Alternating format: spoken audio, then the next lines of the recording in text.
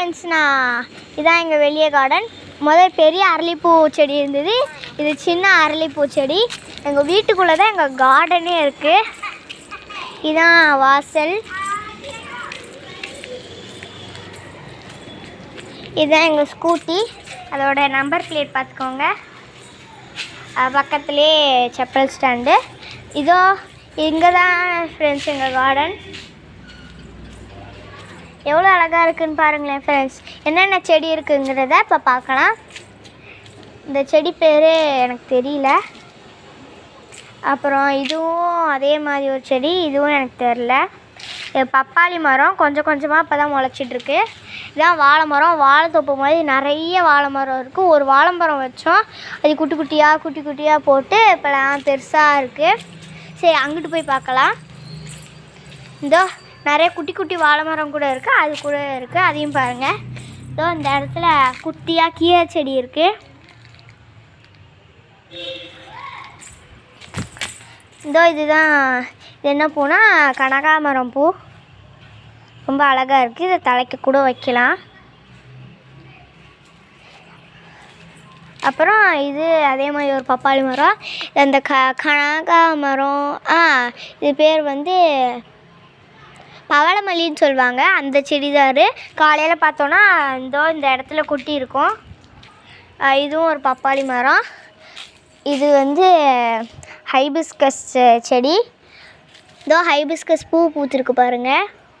இங்கே ஒன்று இருக்குது, அங்கே ஒன்று இருக்குது. மஞ்சள் கலரில் ஒரு இலை இருக்குது பாருங்களேன். இதோ இங்கேயும் ஒரு இலை இருக்குது.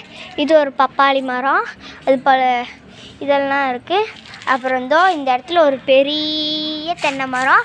தென்னை மரத்துக்கு ரைட் சைடு பார்த்திங்கன்னா துளசி மாடம். இது வந்து கருந்துளசி, இது வந்து வெள்ளை துளசி. உள்ளே வந்து தான் சாமி கும்பிட்டா பிள்ளையாரெலாம் கரைப்போம். பெருசாகவே தான் இருக்கும். அப்புறம் இதான் தென்னை மரம். இந்த இடத்துல மிளகு தக்காளி செடியெலாம் இருந்துச்சு, இப்போ வந்து இல்லை. இது வேப்ப மர செடி, வேப்ப மரம். இதுவும் ஒரு வேப்ப மரம், எல்லாம் சின்னதாக இருக்குது. இங்கே தான் துளசி இருக்குது. அப்புறம் இது துணூத்தி பச்சை செடி. இது வந்து சுண்டக்காய் செடி.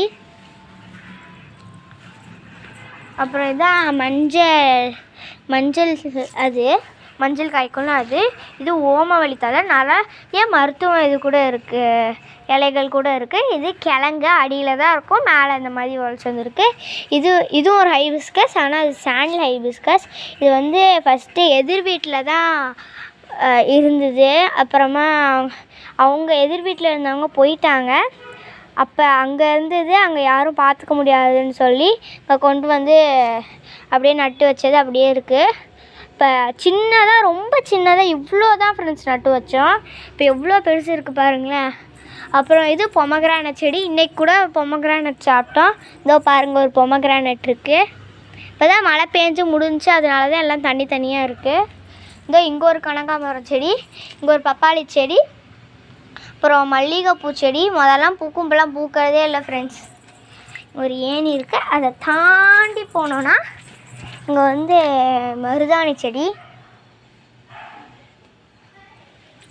அப்புறம் இங்கே ஒரு தென்னை மரம், இங்கே நடுவில் இருக்குது, அங்கே தனியாக இருக்குது.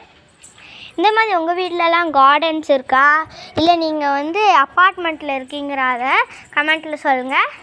அப்புறம் இந்த மாதிரி வீடியோ கார்டன் வ்ளாக்ஸ் கூட நிறைய போட்டிருக்கோம்.